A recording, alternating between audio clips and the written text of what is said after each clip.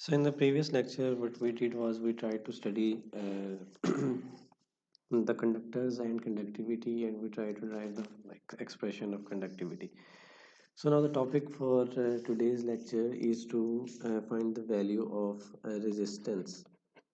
Okay, to have a look at what resistance actually is, and by using point form of Ohm's law, we will try to drive the expression for resistance itself. We will be using the same method that we did use before, in which we take a look at a simpler scenario, and by using that simpler scenario, we will extrapolate that the result that we derived, that we concluded from that scenario, into a more generic expression. So the simple scenario for this, in order to understand what a resistance is, that we will be considering a section of a wire, a section of a copper wire. तो उसके लिए हमने क्या किया, हम एक wire जो है वो ड्रॉ कर लेते हैं। ऐसे एक सिलेंड्रिकल शेप है वायर की, ठीक है। और इसके अंदर जो है वो हम ये कंसिडर करते हैं कि हमने इसको जो है वो बाहर एक बैटरी के साथ जो है वो हमने इसको अटैच किया हुआ है, ठीक है। और बैटरी के साथ अटैच किया हुआ है, जिसकी वजह से ये पॉजिटिव है, ये नेगेटिव है। एज ए रिज़ल्ट जो है वो इसके अंदर जे जो है एक करंट डेंसिटी वो फ्लो करेगी। और सिमिलरली हमें पता है कि डायरेक्शन ऑफ ई जो है वो भी इन द डायरेक्शन ऑफ जे ही होती है, बिकॉज जे यहाँ पे वो है एक कन्वेंशनल करंट है जिसको वो शो कर रहा है। अब वो कहता है कि इसको जब हमने प्लेस किया है, तो हमने इस तरह से प्लेस किया है कि जैसे हमने इसको एक एक्स एक्सिस के ऊपर रखा हुआ हो। ऑब्वियसली यहाँ पे थोड़ा सा टेढ़ा है, लेकिन हमने इसको एक्स एक्सिस के ऊपर प्लेस किया हुआ है। और वो कहता है कि ये जो पॉइंट है इसको हम x1 बोल देते हैं, ये जो पॉइंट है इसको हम x2 बोल देते हैं, और ये जो टोटल डिस्टेंस है दरमियान में, ये हम कह देते हैं कि ये लेंथ ऑफ दिस कंडक्टर है। इसको उसने पॉइंट 1 बोल दिया है, इसको उसने पॉइंट 2 बोल दिया है। और वो कहता है कि करंट I जो है वो आपका फ्लो कर रहा है through this piece of copper wire जिसको हमने कंसिडर किया हुआ है, ठीक हो गया। इसके अलावा यहाँ पे जो ये एरिया है, इसको उसने कहा है कि इसको हम एरिया कैपिटल ए से जो है वो डिनोट कर देते हैं। The voltage that we are giving by means of a battery, उसको उसने वी से रिप्रेजेंट कर दिया हुआ है, ठीक है। तो यहाँ पे अगर हम देखें कि एल हमारे पास लेंथ क्या है, तो हम बोल सकते हैं जी वो x2 माइनस x1 जो है वो उसकी लेंथ है। और अगर हम देखें कि ई जो है जो हमारे पास इलेक्ट्रिक फील्ड है वो क्या है, उसकी वैल्यू क्या है, तो ऑब्वियसली वैल्यू तो हमें नहीं पता, एक जेनेरिक एक्सप्रेशन है। हाँ, अलबत्ता उसकी डायरेक्शन जो है उसका अंदाज़ा हम लगा सकते हैं, और वो हम बोलेंगे कि ई जो है यहाँ पे वो हमारे पास ई एक्स उसका मैग्नीट्यूड है, और एक्स की डायरेक्शन के अंदर जो है वो है। अब अगर हम यहाँ पे ये देखें और हम ये बोलें कि हमारा जो ई है या जो जे है या ये जो चीज़ें हैं, इनकी डायरेक्शन अगर इन द डायरेक्शन ऑफ एक्स है, तो इसका मतलब ये हुआ कि ई जो होता है वो हमेशा from point of higher potential to point of lower potential होता है। और सिमिलरली अगर आप जे की बात करो, या करंट डेंसिटी का जो फ्लो है वो हायर पोटेंशियल से लोअर पोटेंशियल की तरफ है, तो इसका मतलब ये हुआ कि जो हमारी ई है या जो हमारा करंट है या जो डायरेक्शन ऑफ ई है वो हायर पोटेंशियल से लोअर पोटेंशियल की तरफ है। और जो हमारे पास यहाँ पे ये वन है, ये point one, this is at higher potential as compare to point two जो यहाँ पे आपका एट लोअर पोटेंशियल है। इसीलिए जो है वो उस तरफ से इस तरफ को ये चीज़ें जो है वो फ्लो करती हुई नज़र आ रही हैं, ठीक हो गया। तो इसके अंदर वो कहता है कि अगर हम ये देखना चाहें कि गोल, क्योंकि हमारा ये था कि हम ये देखें कि रेजिस्टेंस क्या होती है, और रेजिस्टेंस जो है वो हमें पता है कि वो बाय ओम्स लॉ जो है वो R is equals to V over I होती है। तो in order to get the value of R we need to have the value of V and we need to have the value of I itself. तो उसके लिए वो कहता है कि सबसे पहले हम V जो है वो कैलकुलेट करने की कोशिश करते हैं। तो V हमें पता है कि V की जो एक्सप्रेशन है वो हमने जो लास्ट टाइम पढ़ी थी वो minus E dot D L हुआ करती है, ठीक है। लेकिन उसके लिए हमें ये पता होना चाहिए कि हम चार्ज को किस जगह से किस जगह पे मूव करवा रहे हैं। तो अगर हम देखें तो हमें ये पता है कि यहाँ पे जो पॉइंट वन है वो एट हायर पोटेंशियल है, और पॉइंट टू जो है वो एट लोअर पोटेंशियल है, और जे जो है यानी कि जो करंट है, जो कन्वेंशनल करंट है, वो हमारे पास जो है वो एक्स की डायरेक्शन में फ्लो करता हुआ हमें नज़र आ रहा है। तो अगर जे एक्स की डायरेक्शन में है, तो इसका मतलब ये होगा कि जो इलेक्ट्रॉन है, जो इलेक्ट्रॉन की डायरेक्शन होगी मूवमेंट की, वो इस तरह से होगी, क्योंकि वो opposite to the direction of electric field जो है वो मूव किया करते हैं। तो इसका मतलब ये हुआ कि हमारे पास जो 1.1 है वो एट हायर पोटेंशियल है और 0.2 जो है वो एट लोअर पोटेंशियल है। तो इसका मतलब ये हुआ कि हमने जो वी निकालना है, डेल्टा वी निकालना है, वो हायर पोटेंशियल से लोअर पोटेंशियल माइनस होता है, तो V1 माइनस V2 निकालना है। ठीक है, तो फॉर दैट पर्पस हमें क्या चाहिए कि हमने ये देखना है, अगर आप इसी जो है वो सिनेरियो को देखो तो इसके अंदर जो इलेक्ट्रॉन है हमारा वो मूव करना है, जो चार्ज है वो हमारा मूव करना है फ्रॉम पॉइंट टू 2.1। तो हम कह सकते हैं कि x2 से हमारा चार्ज ने मूव करना है और x1 की तरफ जाना है, और E डॉट डी एल ये हमारे पास एज इट इज़ जैसे पहले था वो वैसे का वैसे आ गया। अब अगर हम इसकी वैल्यूज पुट करना चाहें तो हम वैल्यूज पुट कर सकते हैं फ्रॉम x2 टू x1, और E जो है वो हमारे पास है x हैट EX। और अगर हम DL देखें, वो रास्ता जो अख्तियार करना है हमारे इलेक्ट्रॉन ने, तो वो जो है वो इसकी डायरेक्शन जो है वो ये है। ठीक है, और जो रास्ता उसने टोटल तय करना है वो DL है। ठीक है, अगर हम डिफरेंशियल ले रहे हैं तो जब इंटीग्रल ले लेंगे तो जो टोटल रास्ता तय करना होगा वो L होगा। ठीक है, अब इसका मतलब ये हुआ कि जो डायरेक्शन ऑफ DL है यहाँ पे जो हमें नज़र आ रही है वो माइनस एक्स हैट है। ठीक है, क्योंकि वो अपोजिट है दूसरी साइड पे to the direction of electric field, तो माइनस एक्स हैट DL हमने इसको इस तरह से मेंशन कर दिया। अब ये जो माइनस है ये बाहर आ जाएगा तो ये प्लस हो जाएगा, और ये हमारी जो एक्सप्रेशन है ये हो जाएगी x2 से लेके x1 तक EX और DL। ठीक है, अब अगर हम इसको देखें तो हम कह सकते हैं कि जो इंटीग्रेशन है फ्रॉम x2 टूवर्ड्स x1, अगर हम दिस टोटल को करें तो वो जो DL है वो हमारा चेंज हो जाएगा किसमें, लेंथ में, टोटल लेंथ में, L के अंदर। ठीक है, तो हमारा जो V की वैल्यू इस वक्त जो है वो हमने जो निकाली, वो V की वैल्यू हमारी निकल आई EXL।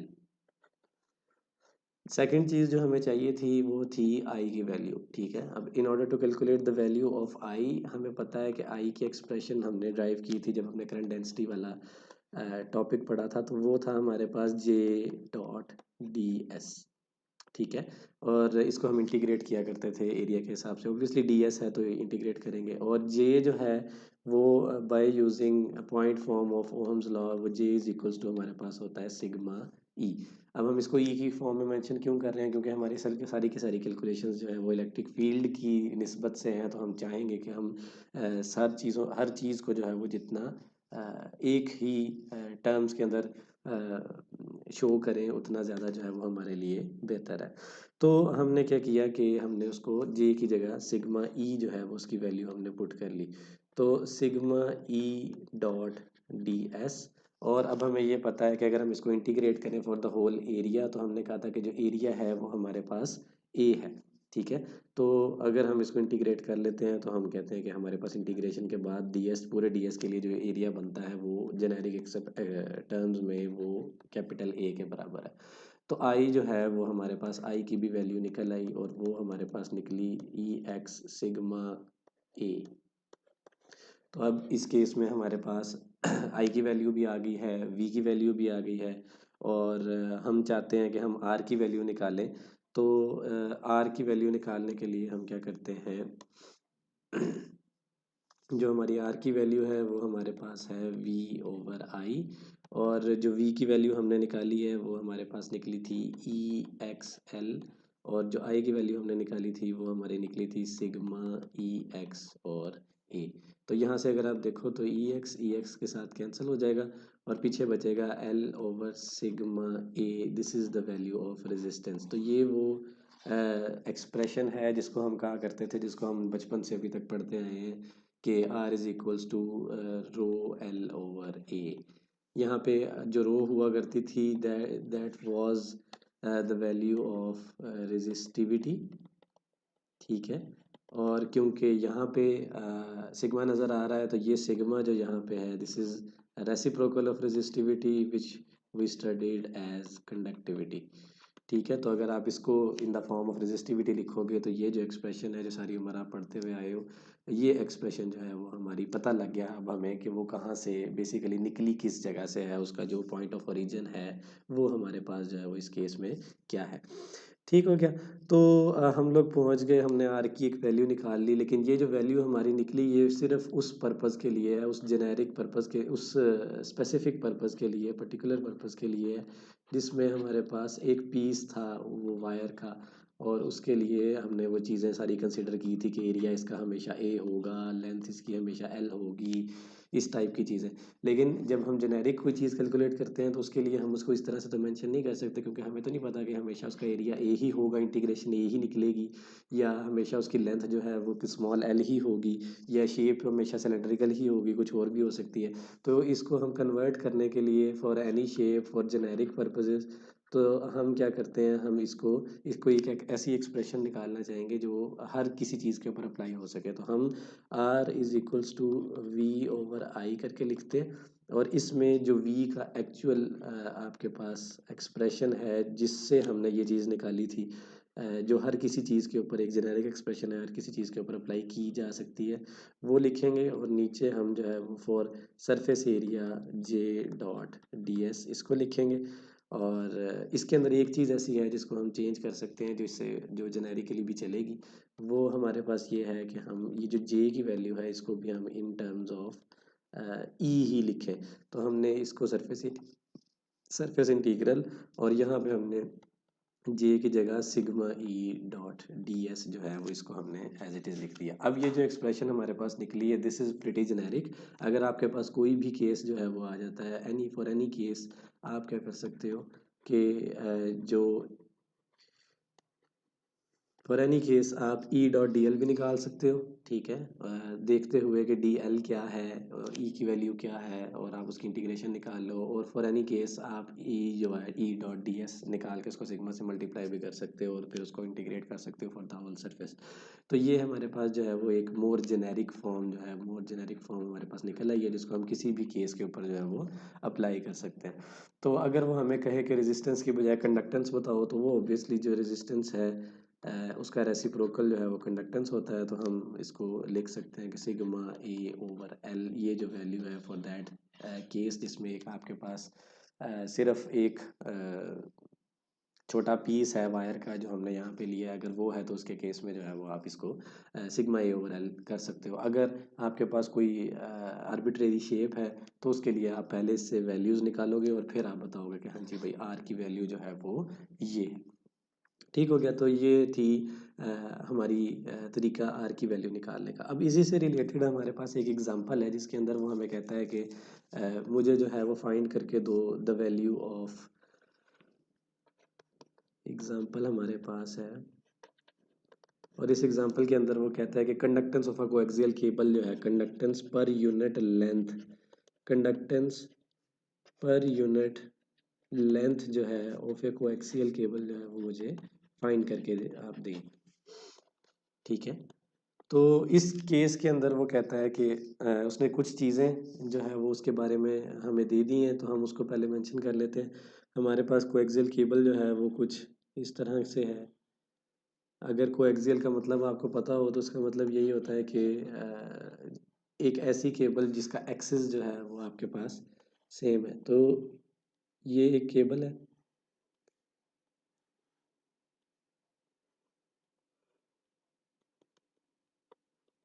ठीक है, और उसके अंदर दो कंडक्टर्स हैं, ये उसके अंदर एक छोटा कंडक्टर है।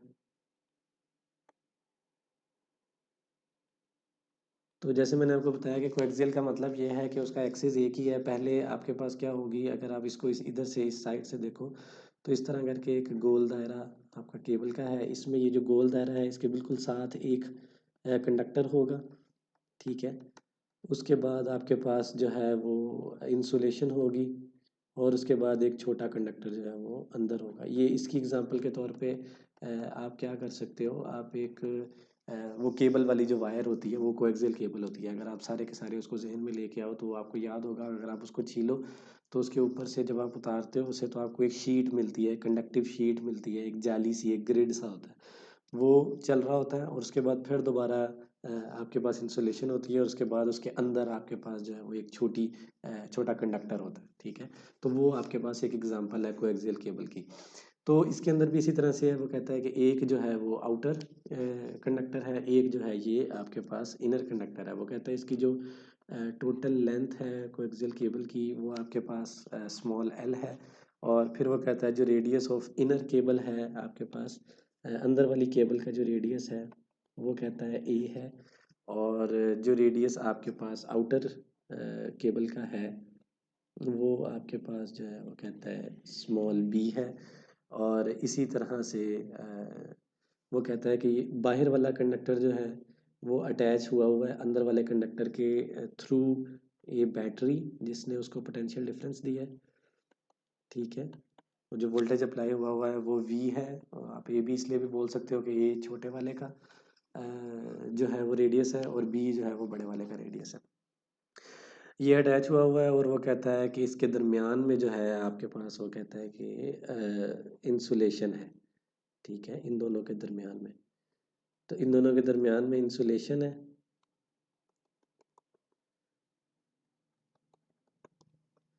अब वो कहता है कि आप जो है वो फाइंड करके दें कि कंडक्टेंस जो है कंडक्टेंस पर यूनिट लेंथ जी डैश जो है वो आपके पास क्या है। ठीक है, तो कंडक्टेंस पर यूनिट लेंथ जो है वो उसने फाइंड करने को दी हुई है। लेंथ उसने हमें दे दी स्मॉल एल, और इसी तरह रेडियस उसने हमें दे दिया रेडियस ऑफ इनर कंडक्टर, वो उसने कहा ए है। रेडियस ऑफ आउटर कंडक्टर जो है वो उसने कहा बी है। और जी जो है वो उसने कहा फाइंड करनी है। और कंडक्टिविटी कंडक्टिविटी ऑफ इंसुलेशन जो है जो इसके दरमियान में है जिसमें से जो करंट निकलता है वो फाइंड करना है, उसकी कंडक्टिविटी फाइंड करनी है, वो जो है वो उसने कहा है कि आपने मुझे सिग्मा दी हुई है। ठीक है, और कंडक्टेंस पर यूनिट लेंथ निकाल के देनी है। अब अगर आप देखो तो फ्लो ऑफ करंट जो है वो आप यहाँ से खुद देखने की कोशिश करो कि फ्लो ऑफ करंट जो है वो किस जगह से किस जगह होगा, उसकी डायरेक्शन जो है वो आपके पास क्या होगी। तो अगर आप देखो तो ये पॉजिटिव है, इसका मतलब अंदर वाला कंडक्टर हायर पोटेंशियल पे है, बाहर वाला जो कंडक्टर है वो लोअर पोटेंशियल के ऊपर है। तो इसका मतलब ये हुआ कि जो करंट आई फ्लो करेगा वो from inner conductor to outer conductor flow करेगा। यानी कि ये अगर इनर कंडक्टर है तो ये डायरेक्शन ऑफ फ्लो होगी करंट की आउटर कंडक्टर की तरफ। ठीक है, अब अगर आप देखो इसको तो आप इसको शो किस तरह से कर सकते हो, इसको किस यूनिट वेक्टर से जो है वो शो कर सकते हो। उसके लिए पहले आपको ये देखना पड़ेगा कि मैंने इसको किस रेफरेंस फ्रेम के अंदर सॉल्व करना है। तो इसको जो ऑब्वियसली सिलेंडर है तो सिलेंड्रिकल रेफरेंस फ्रेम में सॉल्व करेंगे। तो सिलेंड्रिकल के अंदर अगर चलें तो ये वाली जो डायरेक्शन है जो इस वक्त हमें नज़र आ रही है आई की, वो किस चीज़ से जाहिर होती है, स्मॉल आर हैट से। ठीक है, इसका मतलब जो जे है आपका या जो आई है आपका उसकी जो डायरेक्शन होगी वो आपके पास आर हैट होगी। तो अब अगर आपको याद हो कि जे जो है वो करंट डेंसिटी जो है उसकी एक्सप्रेशन क्या होती है, तो वो आई ओवर ए होती है, ये आपको याद ही होगा। अब वो कहता है let I be the current following from inner conductor to outer conductor through insulation material. तो at any radial distance R had from the axis of the central through which the current flows. तो area हमारे पास क्या होगा, अगर हम देखें कि कोई भी एक पॉइंट है, जैसे ये एक पॉइंट है, तो उसके ऊपर हमारे पास अगर हम एरिया निकालना चाहें एट एनी पॉइंट जिसमें से करंट फ्लो कर रहा है, तो वो एरिया क्या होगा, वो हमें पता है एरिया ऑफ सिलेंडर जो है वो हमारे पास 2πr_l होगा। ठीक है, 2πr_l किस लिहाज से होगा, जब हम उसे आर की डायरेक्शन से देख रहे होंगे। इस चीज़ को अगर आपने क्रॉस वेरीफाई करना है तो आप वो फॉर्मूला जो है एरिया का वो आप फाइंड कर सकते हो, और पर्सपेक्टिव जो होगा वो आपका आर हैट का पर्सपेक्टिव होगा। ठीक है, तो जे जो है वो कहता है वो आई ओवर ए इस केस में आपके पास होगा, और आई जो है ए जो है आपके पास वो फॉर दिस केस 2πr_l होगा। इसको आप कैलकुलेट कर सकते हो बड़ी आसानी से बाय यूजिंग क्या वाला, J is equals to I is equals to J dot T S. ठीक है, तो इधर से अगर आप देखो तो इंटीग्रल अगर आप सॉल्व कर लो फॉर दिस, तो वो आपके पास बनेगा J dot D S integral, sorry हमने सॉल्व करना था डी एस के हिसाब से। जब हमने उसको सॉल्व कर लिया तो वो हमारे पास बन गया 2πr_l। ठीक है, और इधर हमारे पास था आई। ठीक है, यहाँ से हमने क्या किया, इसको हम इधर ले आए तो जे हमारे पास हो गया आई ओवर 2πr_l। ठीक है, इस केस के अंदर, और वही वैल्यू जो है वो इसने यहाँ पे लिखी है। आर हैट जो है वो इस वक्त हमें डायरेक्शन ऑफ जे जो है वो हमें दे रहा है अगर डायरेक्शन ऑफ आई होती तो आई की डायरेक्शन हम यूनिट वेक्टर से शो नहीं कर सकते थे, क्योंकि आई जो है वो यहाँ पे हमें नज़र आ रहा है कि आई जो है वो एक वेक्टर क्वांटिटी नहीं है, लेकिन जे जो है इटसेल्फ वो एक वेक्टर क्वांटिटी है। तो हमें बताना पड़ेगा कि ये 2πr_l हो के उस साइड पे सिर्फ तभी जा सकता है जब जे की डायरेक्शन आर के मुताबिक हो, क्योंकि एरिया हमने आर के मुताबिक निकाला है। तो इसको हम उठा के सारे को इस साइड पे ले आए। तो ये आ गया हमारे पास j is equals to I over 2πr_l, ये हमारे पास वैल्यू निकल आई। अब अगर आपको याद हो कि हमने ये सारा काम जो है वो इस वक्त हम इसलिए कर रहे हैं ताकि हमें पता लगे कि हमारे पास जो है वो कंडक्टिविटी क्या है, और कंडक्टिविटी या कंडक्टेंस हमारे पास पर यूनिट लेंथ जो है वो हमारे पास क्या है। उसके लिए हमें दो चीज़ें चाहिए थी, वो चाहिए थी v चाहिए था, आई चाहिए था। ये दोनों चीज़ें चाहिए होंगी तो हम आर निकालेंगे या जी निकालेंगे जो 1/r होता है। तो इसके लिए वो कहता है कि हमने जे निकाल लिया और हमें पता है कि J is equals to sigma E होता है।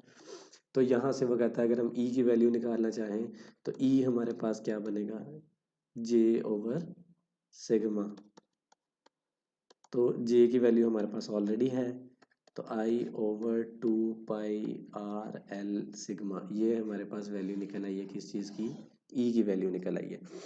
ठीक हो गया। अब वो कहता है in resistor current flows from higher potential to lower potential, so if J is in the direction of R hat the inner cable must be at higher potential. ये बात हमें पहले ही पता है, हमें उसने बैटरी साथ दी हुई है। तो वो कहता है कि वी ए बी अगर हम देखें यहाँ पे फॉर दिस केस कि वी ए बी हमारे पास क्या होगा, तो करंट जो है वो फ्लो कर रहा है from inner conductor to outer conductor. तो जो चार्ज है इलेक्ट्रॉन है वो हमारे पास जो है उसका फ्लो हमारे पास क्या होगा, इन दी अपोजिट डायरेक्शन। तो इसका मतलब क्या है कि जो इलेक्ट्रॉन का फ्लो है वो हमारे पास अपोजिट डायरेक्शन में होगा, यानी कि बी से ए की तरफ होगा। तो इसका मतलब ये है कि जो हम इंटीग्रेशन लेंगे उसमें हम बी से ए की तरफ जाएंगे। तो आगे आ जाएगा ई डॉट डी एल। ठीक हो गया। अब हमारे पास ई की जो वैल्यू है वो हम ऑलरेडी निकाल चुके हैं, बी से लेके ए तक ई की जो वैल्यू है वो हमारे पास है आई ओवर 2πr 2πr_l और सिग्मा। ठीक है, और इसकी डायरेक्शन जो थी वो हमारे पास आर हैट की डायरेक्शन है। डॉट डी एल जो है वो डी एल की डायरेक्शन इस केस में हमारे पास वो क्या है उसको हम देख लेंगे। डी एल की डायरेक्शन जो है जो रास्ता उसने फॉलो करना है उस रास्ते की डायरेक्शन आपके पास क्या है, वो -r है। अगर आप देखो तो ई जो है वो अपोजिट साइड के ऊपर आ रहा है, तो वो आपके पास आ गई -r, और जिस उस पे एक्सिस पे उसने आना है वो टी आर हो गया। अब अगर आप यहाँ से देखो तो ये माइनस बाहर वाले माइनस को कैंसिल कर देगा। बी से ए तक इंटीग्रेशन लेनी है, अगर हमने वो विद रिस्पेक्ट टू आर लेनी है, इसका मतलब है ये आर भी साइड पे जाएगा। तो अगर हम इसको यहाँ से मिटाएं तो इसका मतलब ये हुआ कि ये आर जो है वो अंदर जाएगा, बाकी चीज़ें कांस्टेंट है वो बाहर आ जाएंगी। आई ओवर 2π कांस्टेंट आ गया, एल कांस्टेंट आ गया, सिग्मा कांस्टेंट आ गया। अंदर जो चीज़ होगी फ्रॉम बी टू ए वो आपके पास होगी डी आर ओवर आर।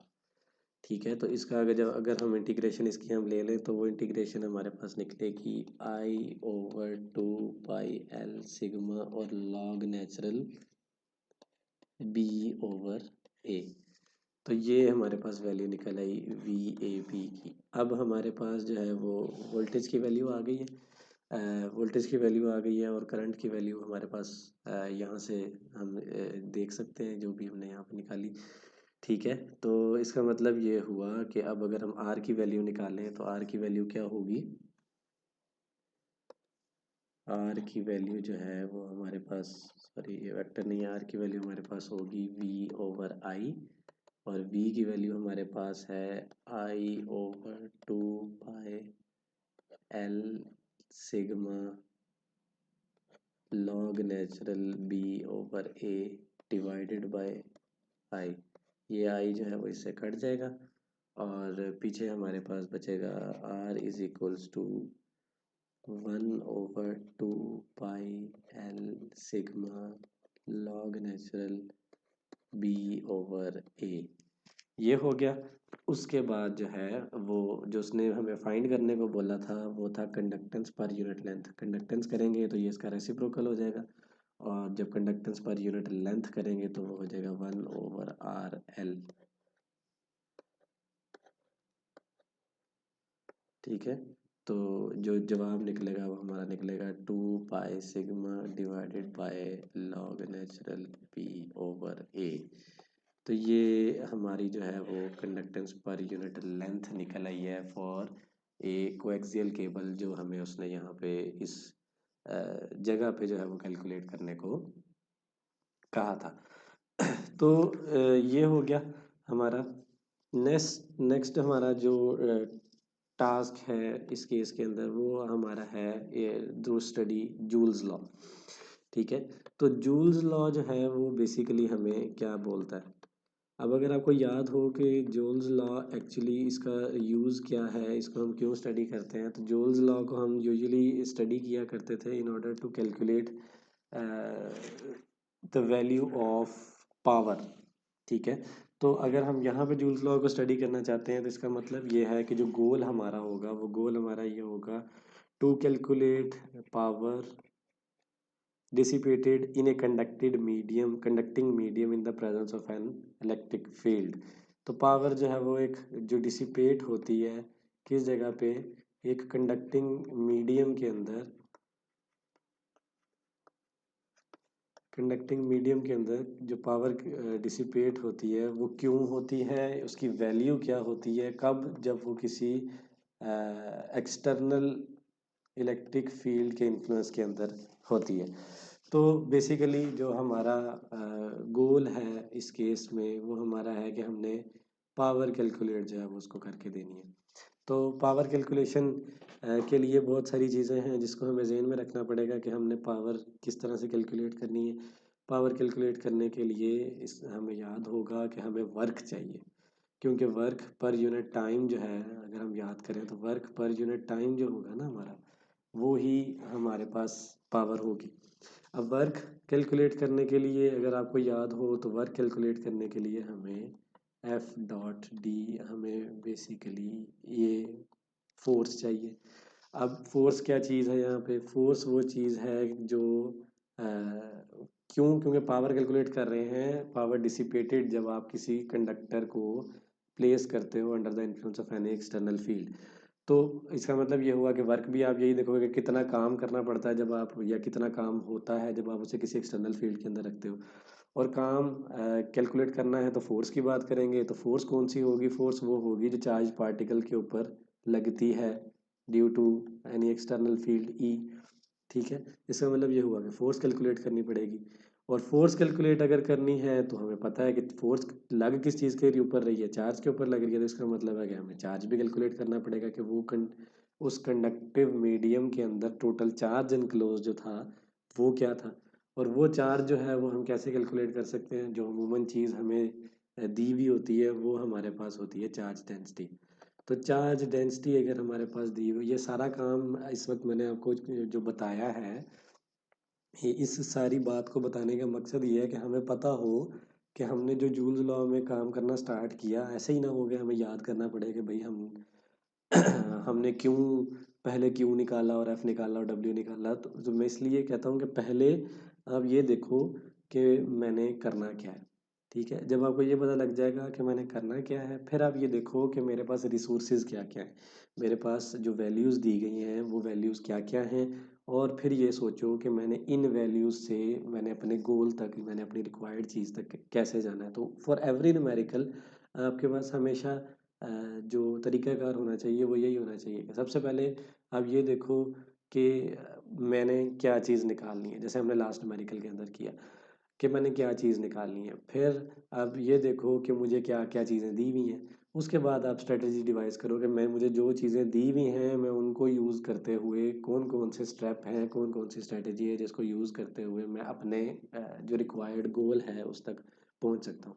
तो इस केस में उसने पावर कहा था, पावर के लिए हमने कहा हमें पहले वर्क पता होना चाहिए, वर्क के लिए हमने कहा उससे पहले हमें फोर्स पता होनी चाहिए तभी वर्क निकलेगा। फोर्स कौन सा, जो चार्ज के ऊपर लग रहा है, क्योंकि वर्क डन भी चार्ज के ऊपर ही देखना था हमने। फिर हमने कहा कि फोर्स तो तब पता लगेगी जब चार्ज पता होगा कि चार्ज क्या है, और चार्ज निकालने के लिए हमने कहा चार्ज हमें कब पता होगा, जब हमें चार्ज डेंसिटी दी हुई होगी। और चार्ज डेंसिटी जो है वो हमें अमूमन दी होती है, वो वॉल्यूमेट्रिक चार्ज डेंसिटी भी हो सकती है, वो सरफेस चार्ज डेंसिटी भी हो सकती है, वो लाइन भी हो सकती है, जो भी हो हम उसके थ्रू चार्ज तक पहुंचने का तरीका जो है वो हम बहुत दफ़ा देख चुके हैं। तो इसका मतलब ये हुआ कि सबसे पहले हम ये देखेंगे कि चार्ज की वैल्यू कैसे निकालनी है, फिर हम ये देखेंगे कि फोर्स कैसे निकालनी है, फिर हम ये देखेंगे कि डब्ल्यू वर्क की वैल्यू कैसे निकली, फिर हम देखेंगे कि पावर की वैल्यू क्या है। और वो बेसिकली हमारा जो है वो मेन गोल होगा। इसके अंदर अगर हम जब ये सारा कुछ हम करेंगे तो इसके अंदर जो एक सबसे ज़्यादा इंटरेस्टिंग चीज़ है वो हम ये देखेंगे कि जो हमारे पास हमेशा से हम पढ़ते हैं P is equals to V I, ये एक्सप्रेशन जो है इस एक्सप्रेशन तक हम कैसे पहुँचे हैं for any conductor, for any conductor या फॉर एनी कंडक्टिव वायर, जैसे कॉपर वायर है, वो एक ख़ास सिनेरियो है जिसके अंदर P is equals to V I होता है। तो ये जब हम सारा कुछ करेंगे तो इसके अंदर हमारे पास एंड में ये भी राज खोलेगा कि हम P is equals to V I तक कैसे पहुँचे।